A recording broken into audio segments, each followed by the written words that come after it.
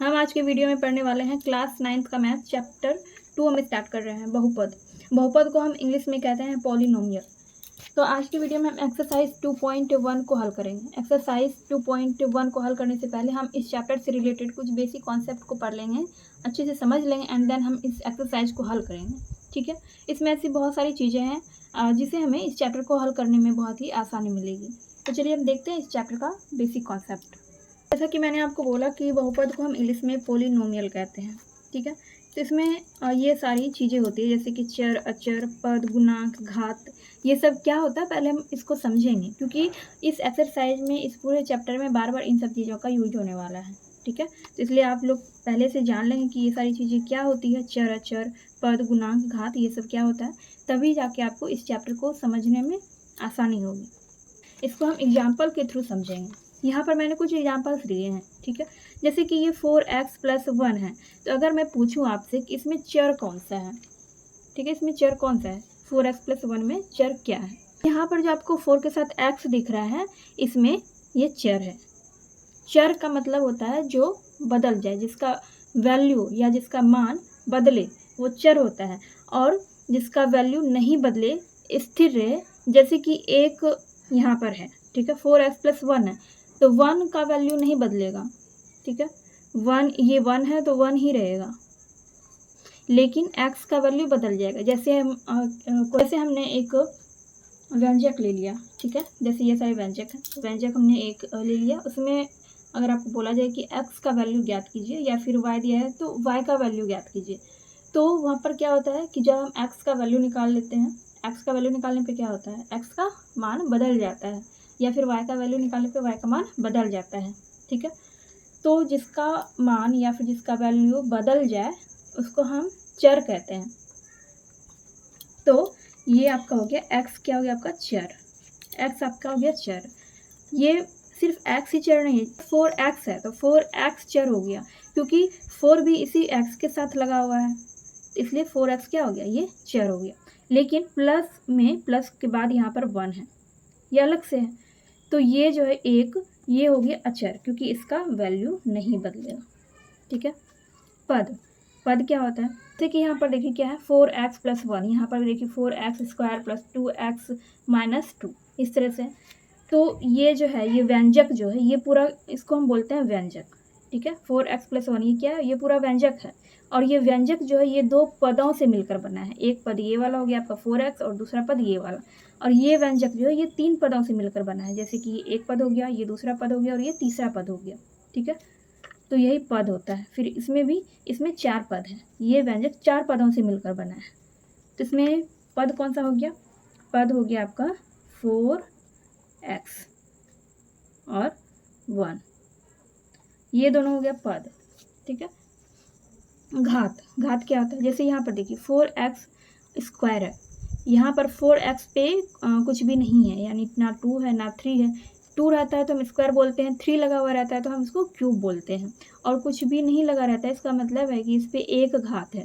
ठीक है, तो यहाँ इस पे तो एक घात है, लेकिन इस पे 2 घात है, यानी कि इसको हम क्या बोलेंगे, 4x² और इसको हम बोलेंगे 4x³। ठीक है, तो यही घात होता है। तो इसमें घात कितने हैं, देखिए इसमें जो है 4x², इसमें ये घात है, ये क्या है, घात। अच्छा, गुणांक, गुणांक क्या होता है, जैसे कि 4x, ये यहाँ 4x है, तो अगर मैं आपसे पूछूं कि x का गुणांक क्या है, x का गुणांक क्या है, तो x का गुणांक हो जाएगा 4, x का गुणांक 4 हो जाएगा, क्योंकि देखिए यहाँ पर क्या है 4x, यानी कि 4 × x, 4x का क्या मतलब हो गया, 4x का मतलब हो गया कि 4 × x, यानी 4 गुना x, तो x का गुणांक क्या हो गया, 4 हो गया। वैसे ही x² का गुणांक पूछेंगे तो इसका भी 4 है। फिर यहाँ इसका अगर 2x का गुणांक पूछेंगे तो x का गुणांक हो गया 2, मतलब जो जिसमें जिस भी चर के साथ जो भी अंक गुना में रहता है वही उसका गुणांक हो जाता है। ठीक है, आई होप आप लोग इतना समझ गए होंगे। हमने ये तो सीख लिया कि बहुपद को हम पोलिनोमियल बोलते हैं, इंग्लिश में हम क्या बोलते हैं, बहुपद को पोलिनोमियल। लेकिन बहुपद भी बहुत प्रकार के होते हैं। अब इसके किस आधार पर कितने प्रकार होते हैं, इन सब चीज़ों को हम देखने वाले हैं।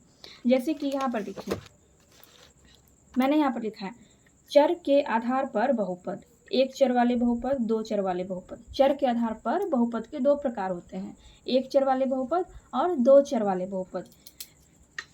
तो मैंने आपको क्या बताया, चर क्या होता है, जैसे कि एक्स, वाई, जेड, ए, बी, सी, ये सब क्या हो गया, ये सब चर हो गया। ठीक है, तो चर के आधार पर बहुपद दो प्रकार के होते हैं, एक चर वाले और दो चर वाले। चर वाले बहुपद कैसे होते हैं, जैसे कि देखिए 4x plus 2x, 4x square plus 2x plus 2, इस टाइप का जो बहुपद होता है, यानी कि इसमें क्या है, इसमें सिर्फ x है, तो ये एक चर वाला बहुपद हो गया।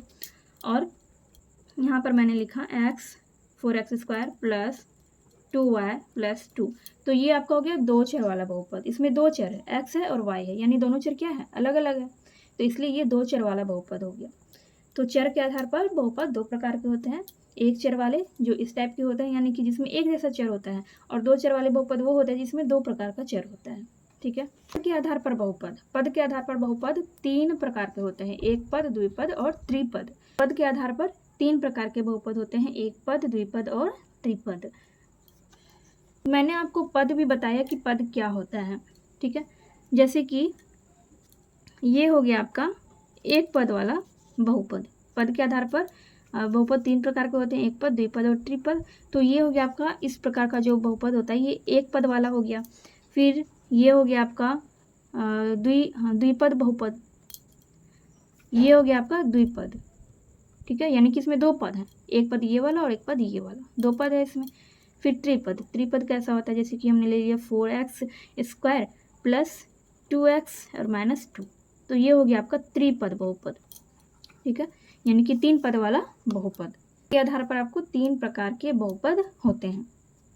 घात के आधार पर बहुपद, रैखिक बहुपद, द्विघात बहुपद और त्रिघात बहुपद। रैखिक बहुपद कैसा होता है, यानी कि जिसमें एक पावर लगा रहता है। मैंने आपको बताया था कि जैसे कि x + 1 है, ये भी एक बहुपद है, लेकिन इसके ऊपर कोई भी घात नहीं लगा हुआ है।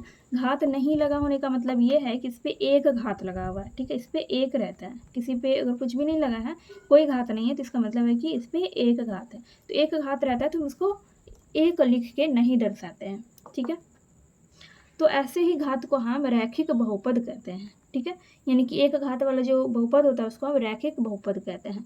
तो जो एक घात वाला होता है, जैसे कि एक घात वाला बहुपद है, तो इसको हम ऐसे भी लिख सकते हैं x + 1, इस पर हमें एक लिख के दर्शाने का जरूरत नहीं है।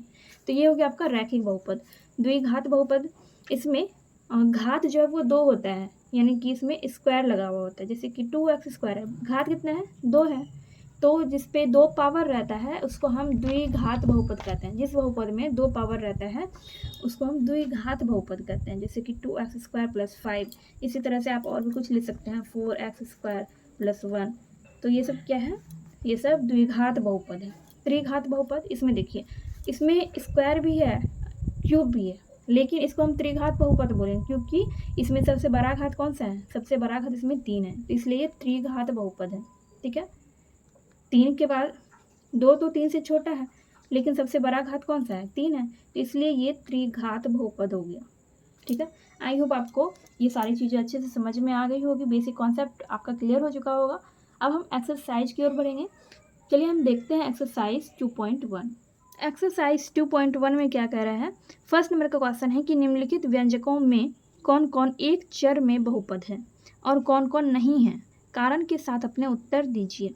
देखिए, ये सारे क्या है, ये सारे व्यंजक हैं। मैंने आपको स्टार्टिंग में ही बताया था जब हम बेसिक कॉन्सेप्ट पढ़ रहे थे, तो हमने आपको बताया था कि ये क्या है, ये व्यंजक है, और इसमें आपको ये बताना है कि कौन कौन एक चर में बहुपद है। ठीक है, मतलब एक चर वाला बहुपद कौन कौन सा है और कौन कौन नहीं है, कारण के साथ अपने उत्तर दीजिए। आपको रीजन भी बताना है कि अगर कोई व्यंजक अगर एक चर वाला बहुपद नहीं है तो क्यों नहीं है। जैसे कि ये फर्स्ट नंबर का क्वेश्चन देखिए, इसमें क्या है, 4x square minus 3x plus 7। ठीक है, मैंने आपको क्या बताया था, मैं आपको चर के आधार पर दो तरह का बहुपद बताया था, एक चर वाला बहुपद और दो चर वाला बहुपद। तो एक चर वाला बहुपद कैसा होता है, यहाँ पर देखिए, एक चर वाला बहुपद इस टाइप का होता है, यानी कि इसमें एक ही तरह के चर होते हैं। ऐसे बहुपद में सिर्फ एक ही तरह के चर होते हैं, जैसे कि यहाँ भी x है, यहाँ भी x है। और दो चर वाले बहुपद में क्या होता है, कि मतलब चर जो है वो अलग अलग होता है, यहाँ पर x है तो यहाँ पर y है, तो ऐसा बहुपद दो चर वाला बहुपद हो गया। लेकिन ये क्या हो गया, ये एक चर वाला बहुपद है। तो इसमें क्वेश्चन में आपको यही बताना है कि एक चर वाला बहुपद कौन कौन सा है। तो यहाँ पर आप देख सकते हैं कि इसमें चर एक ही तरह का, यहाँ भी x है और यहाँ पर भी x है, यानी कि ये एक चर वाला बहुपद है। बहुपद होने के लिए एक चीज़ और ज़रूरी होता है जो कि आपको आगे इसी क्वेश्चन में पता चलेगा। तो ये आपका एक चर वाला बहुपद है क्योंकि इसमें दोनों जगह चर एक ही जैसा है, यहाँ भी x है और यहाँ पर भी x है, तो इसलिए एक चर वाला बहुपद है। फिर यहाँ पर सेकेंड नंबर में है y² प्लस √2, तो ये भी एक चर वाला बहुपद है। क्यों? क्योंकि इसमें एक ही चर है, एक ही चर है, ठीक है। इसमें दो तरह का चर नहीं है, सिर्फ एक ही तरह का चर है, ठीक है। तो इसलिए ये भी एक चर वाला बहुपद है। लेकिन यहाँ पर देखिए ये है 3 नंबर में 3√t प्लस t√2, ये एक चर वाला बहुपद नहीं है, ये एक चर वाला बहुपद नहीं है। बहुपद होने के लिए ये भी ज़रूरी होता है कि बहुपद का जो घात होता है वो पूर्ण संख्या में होना चाहिए। जब आप इसको सॉल्व करेंगे 3√t को, तो इसका जो घात है वो बटा में निकलेगा, पूर्ण संख्या में इसका घात नहीं निकलेगा।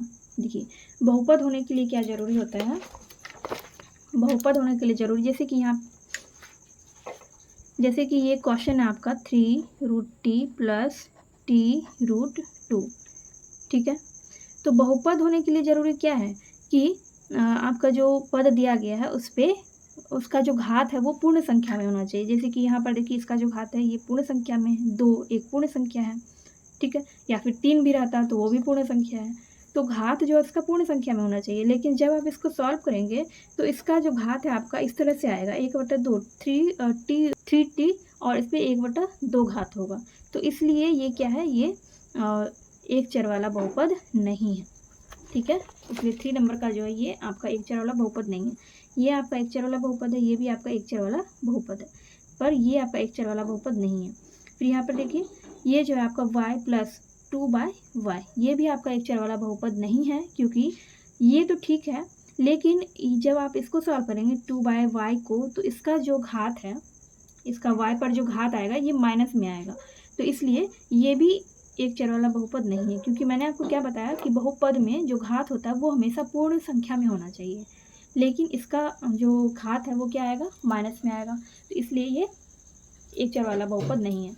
में है x पर पावर 10 प्लस y पर पावर 3 यानी कि y³ प्लस t पर पावर 50। तो इसमें आप देख सकते हैं इसमें जो चर है वो अलग अलग है, x है, y है, t है, तीनों अलग अलग चर हैं। और हमें क्या ज्ञात करना है, हमें क्या खोजना था, एक चर में बहुपद खोजना था हमें। तो एक चर वाला बहुपद तो वो होता है जिसमें चर एक जैसा होता है, लेकिन इसमें चर अलग अलग है, तो इसलिए ये एक चर वाला बहुपद नहीं है। सिर्फ आपका 1 और 2 ये दोनों एक चर वाला बहुपद है, बाकी का ये तीनों आपका एक चर वाला बहुपद नहीं है। तो इस तरह से आपका ये क्वेश्चन नंबर 1 सॉल्व हो गया। नंबर सेकंड में है निम्नलिखित में से प्रत्येक में x² का गुणांक लिखिए, ठीक है। ये जो आपको क्वेश्चन नंबर 2 में 4 क्वेश्चन दिए गए हैं, इन सब का आपको x² का गुणांक लिखना है। गुणांक भी मैंने आपको बताया कि गुणांक क्या होता है, ठीक है। तो यहाँ पर वही हमें करना है, सबका गुणांक लिखना है। चलिए देखते हैं। क्वेश्चन नंबर 2 में इन सब का आपको क्या करना है, गुणांक लिखना है, ठीक है। मैंने आपको बताया था कि गुणांक क्या होता है। गुणांक किसका लिखना है, गुणांक हमें x² का लिखना है, ठीक है।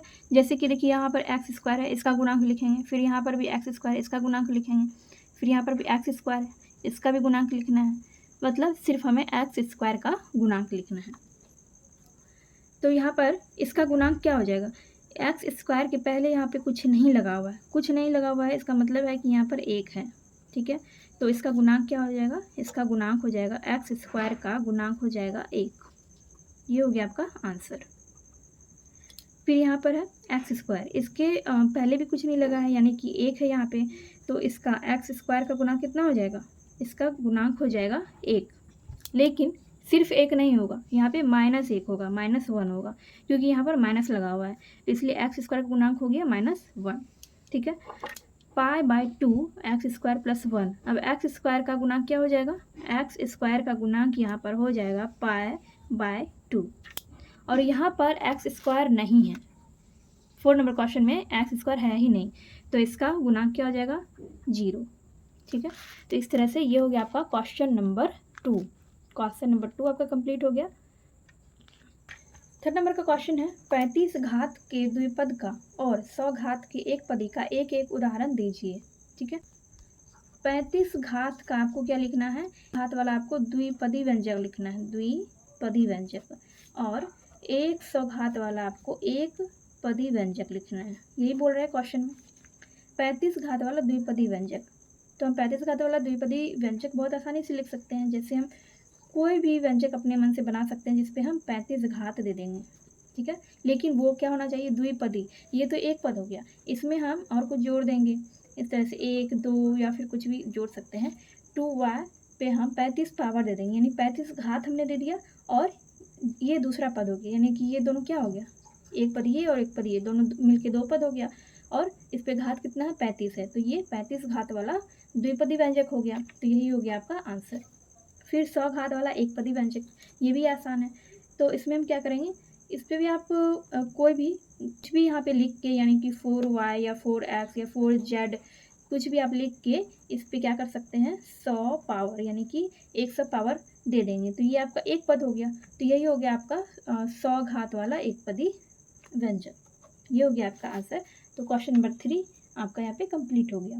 क्वेश्चन नंबर 4 में कह रहे हैं कि निम्नलिखित बहुपदों में से प्रत्येक बहुपद की घात लिखिए। यहाँ पे क्वेश्चन नंबर 4 में जितने भी ये व्यंजक दिए गए हैं, इन सभी व्यंजकों का, सभी बहुपदों में से क्या करना है, प्रत्येक बहुपद का घात लिखना है। ठीक है। चलिए देखते हैं क्वेश्चन नंबर 4 नंबर का पहला क्वेश्चन ये है 5x³ + 4x² + 7x। तो इसमें आपको घात बताना है कि इसका घात क्या है। ठीक है। प्रत्येक बहुपद का घात ज्ञात करना है। इसका घात क्या हो जाएगा, इसमें सबसे बड़ा घात है 3, इसमें सबसे बड़ा घात क्या है, 3 है। तो इसका घात यही हो जाएगा, सबसे बड़ा घात जो रहता है वही उसी का वैल्यू होता है। ठीक है। घात इसमें 2 भी है, लेकिन इसमें सबसे बड़ा घात क्या है, 3 है। तो इसलिए इसका घात हो जाएगा 3। ठीक है।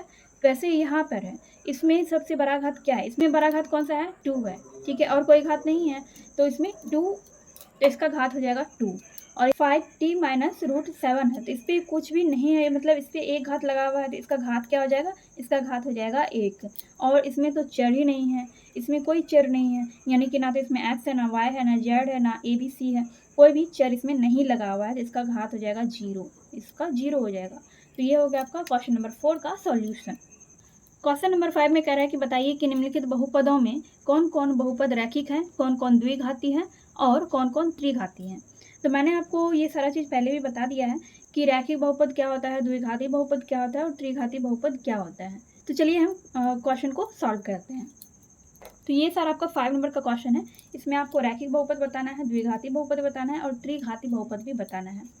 तो जिसमें 2 घात रहता है, ऐसा कोई व्यंजक होता है जिसमें कि 2 घात लगा हुआ रहता है, यानी कि जिसमें स्क्वायर रहता है, तो वो द्विघाती बहुपद हो गया। तो इसमें 2 घात है, यहाँ पर क्या लिखा है, 2 है, यानी घात कितना है, 2 है। इसका क्या है, 2 घात है। तो इसलिए ये हो गया आपका द्विघाती बहुपद। ये हो गया आपका द्विघाती बहुपद। ठीक है। इसमें है x - x³, यानी कि इसमें 3 घात है। कितना घात है इसमें, 3 घात। तो ये हो गया आपका त्रिघाती बहुपद। ये हो गया आपका त्रिघाती बहुपद। ठीक है। और इसमें है आपका 2 घात, इसमें घात 2 है। तो इसलिए ये हो गया द्विघाती बहुपद। ठीक है। और इसमें 1 + x है, यानी कि इसमें कोई भी घात नहीं है, यानी कि इसमें कौन सा घात है, एक घात है। और एक घात को हम लिख के नहीं दर्शाते हैं। तो जिसमें एक घात रहता है वैसे बहुपद को हम क्या बोलते हैं, रैखिक बहुपद। रैखिक बहुपद कहते हैं। ठीक है। और इसमें भी कोई भी घात नहीं है, यानी कि ये भी आपका रैखिक बहुपद है। डॉट डॉट का मतलब यही हो गया कि जो ऊपर लिखा है वही नीचे भी लिखा है। ये भी हो गया आपका रैखिक बहुपद। और ये हो गया आपका, इसमें 2 घात लगा हुआ है, तो ये हो गया आपका द्विघाती बहुपद। द्विघाती बहुपद ये हो गया आपका। और इसमें 3 घात लगा हुआ है, 3 घात है, तो ये हो गया आपका त्रिघाती बहुपद ये वाला हो गया आपका। तो इस तरह से आपका ये क्वेश्चन नंबर 5 भी यहाँ पे कंप्लीट हो गया है। आई होप आपको समझ आ गया होगा। तो इस तरह से मैंने आपको ये एक्सरसाइज 2.1 पूरा बता दिया है। ये आपका क्लास 9 का पॉलिनोमियल चैप्टर का एक्सरसाइज 2.1 कंप्लीट हो चुका है। वीडियो आपको थोड़ी सी भी हेल्पफुल लगी हो तो प्लीज़ वीडियो को लाइक कीजिए। चैनल पर अगर पहली बार आए हैं तो चैनल को सब्सक्राइब करके बेल आइकन को प्रेस कर लीजिए, ताकि आपको मेरे फ्यूचर वीडियोज़ की नोटिफिकेशन मिल सके। चलिए हम मिलते हैं नेक्स्ट वीडियो में।